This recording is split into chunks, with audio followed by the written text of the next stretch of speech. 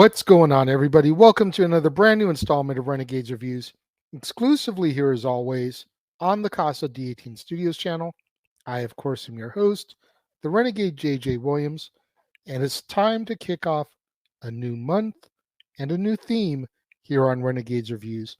This month, we're going to be discussing John Wayne Westerns, and we're kicking it off with 1930's The Big Trail, the very first starring role for John Wayne. Also starring Marguerite Churchill, Il Brendel, Tully Marshall, Tyrone Power Sr., Ian Keith, Charles Stevens, Louise Carver, David Rollins, and Frederick Burton. What's going on, everybody? Thank you for joining me here once again for another brand new installment of Renegades Reviews. As I said in the introduction, it's time to kick off a new month and a new theme here on the show. And this month, we're going to take a look at John Wayne Westerns. Renegade, what inspired you to do that? Last month, as you may know, we did movies that star musicians. And we featured a movie called Rio Bravo that starred John Wayne, but that also starred Dean Martin and Ricky Nelson. And that review got over 300 views on it in about a week's worth of time. So I took notice of that and I thought to myself, okay, either there's a market here for John Wayne movies, or there's a market here for classic Westerns, or there's a even tighter niche market here for John Wayne Westerns. So I figured I would test the theory here this month, do a month of John Wayne Westerns and see kind of what happened. The Big Trail, as I said, from 1930, John Wayne's very first starring role. Let's get into it. And as our movie opens, a large caravan of settlers are prepping their wagons in order to attempt to cross the Oregon Trail. We are introduced to Breck Coleman, a young trapper who has just returned to Missouri from his travels near Santa Fe. Now, Breck is seeking to avenge the death of an old trapper friend who was killed the previous winter along the Santa Fe Trail for his furs by Red Flack and his minion, Lopez. At a large trading post that is owned by a man named Wellmore, Coleman sees Flack and suspects him right away as being one of the killers. Likewise, Flack suspects that Coleman is someone who knows way too much about the killing. Coleman is asked by a large group of settlers to scout their caravan west. Breck initially declines until he learns that Flack and Lopez were just hired by Wellmore to boss a bull train along the as of yet unblazed Oregon Trail to a trading post in the Northern Oregon Territory, which at this point extended into what is now known as British Columbia, that is owned by another Missouri fur trader. Now, Coleman agrees to scout for the caravan so that he can keep an eye on the villains and kill them as soon as they reach their destination. The caravan of settlers in their covered wagons would follow Wellmore's ox-drawn train of Conestoga wagons as the first major group of settlers to move west on the Oregon Trail. Breck ends up finding love with Ruth Cameron, a young woman whom he'd accidentally kissed earlier, mistaking her for somebody else. Unwilling to accept her feelings towards him, Ruth gets rather close to a gambler acquaintance of Flack's who had joined the trail after being caught cheating. Coleman and Flack lead the settlers west, while Flack does everything he can to try to have Coleman killed before he can find any proof of what he'd done. Now, the three villains' main reason for going west is to avoid the hangman's noose for their previous crimes, and all three men receive frontier justice instead. The settlers' trail ends in an unnamed valley where Breck and Ruth finally settle down together amidst giant redwoods as our movie comes to its close. If I'm being 100% honest with you guys, although I did enjoy the movie, I felt it was just a tad long. See, I'm not opposed to long-term storytelling.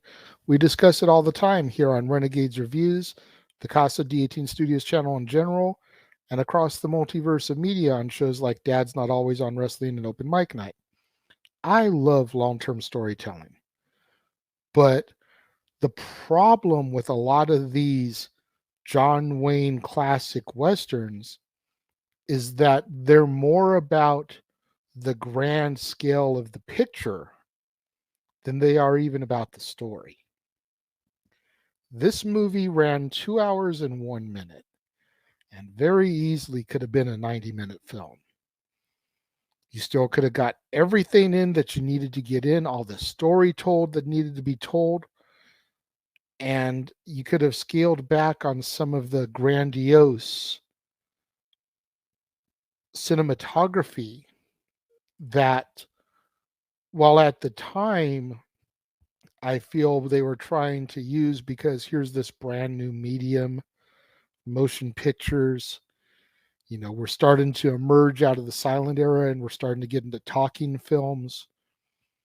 So they're still trying to paint this scenery, if you will, in these grand dramatic cinematography type shots that at the end of the day don't add anything to the story. It adds no context to the storytelling. All it is, oh wow, here's this great, beautiful shot of the mountains and the canyons and the wide open land. It's pointless from a story perspective. It's only necessary for a cinemascope perspective, if you will. And I feel like there was just a little bit too much of that in this film. And I'm sure it's going to be a recurring theme here as we go throughout some of the rest of the John Wayne Westerns. Figure this was his first starring role, 1930. We're doing films of his up into the 70s. So we're talking about 40 years roughly of John Wayne Westerns. We're not doing all of them. We did cherry pick the ones that we wanted to do. But I have a feeling this is going to be a common recurring theme, especially once we get into the John Ford films.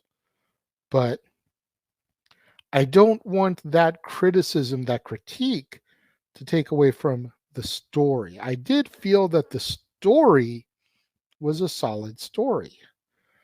I just feel, like I said, that the film went way longer than it needed to.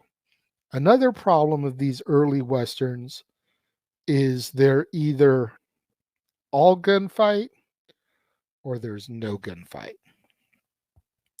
Like, you've got this character, you've got Breck Coleman, who wants revenge on Flack for killing this trapper. And I think there's only like one gunfight scene in this whole movie. Like, I did start to lose interest in it because I felt like it was going too long. Thankfully, it's the type of movie that you don't have to stare at the screen the entire time. You can just kind of listen to the dialogue to hear what's going on, because the movie is just so slowly paced. There are a few times when you do have to look at the movie because, like I said, since we were kind of coming out of the silent era and into the talking pictures era, there were a few scenes where words were thrown up on the screen, kind of furthering the storytelling before we got back to the action of the movie. That happened a few times, so you do have to be paying at least casual attention so that you can catch those when they get thrown up and read them very quickly. But overall, I'm going to say it was good, but not great. I can see the charisma of John Wayne coming out in this movie. I can see why he was turned into a bankable leading man coming out of this movie. But I feel like it could have been a lot better. When it comes to my rating for this, I'm going to give The Big Trail 2 out of 5 stars. And again, I thought the story was good. I just felt it could have been, the pace could have been picked up some. Another problem that I do have with it is some of the over dramatic acting, specifically from the females in the cast. But again, you're making that transition from silent to talking, where silent, everything was about your facial reactions. And you had to be cartoony to a sense to express the facials and the emotions because we couldn't hear in your voice what you were saying. And because this is coming kind of out of that transition period, there's a lot of over dramatic acting, especially, like I said, from the women, probably because they had done quite a few silent films and had to be that overly animated, almost cartoony type of character in order to get their point across on film. 2 out of 5 stars, though, for The Big Trail.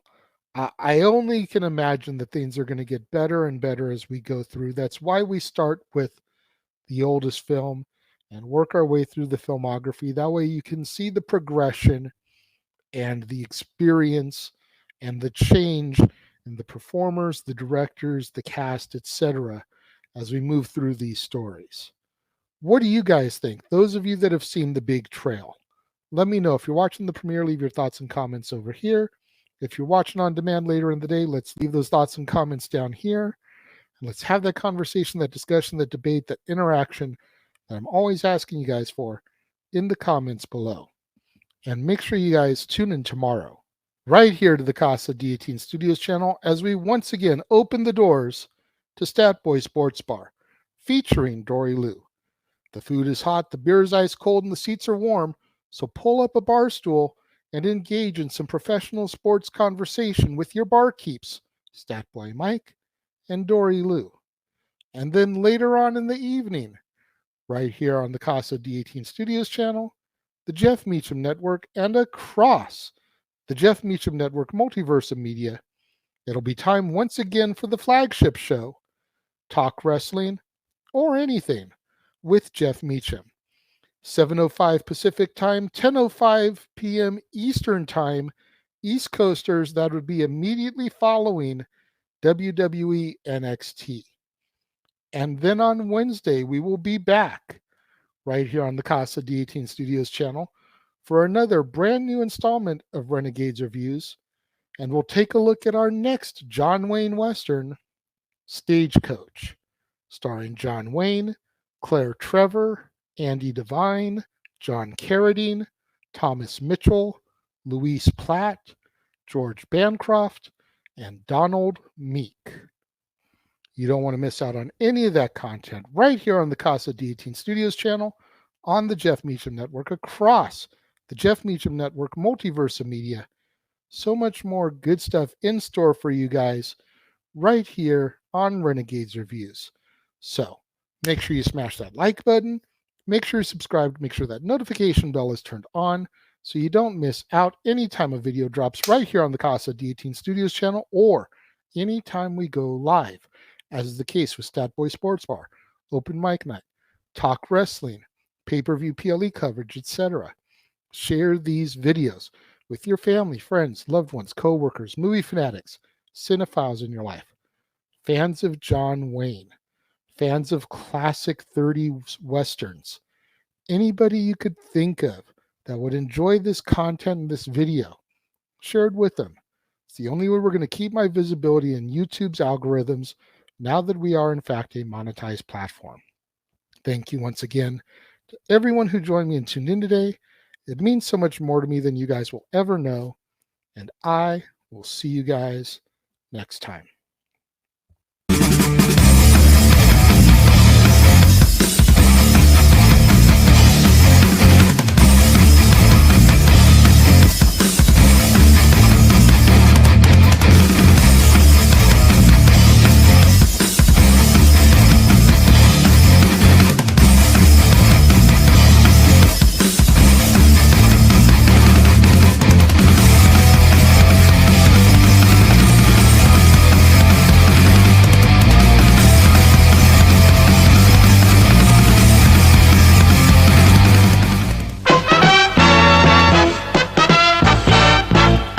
And now, preview time. So let's take a look at what's coming your way.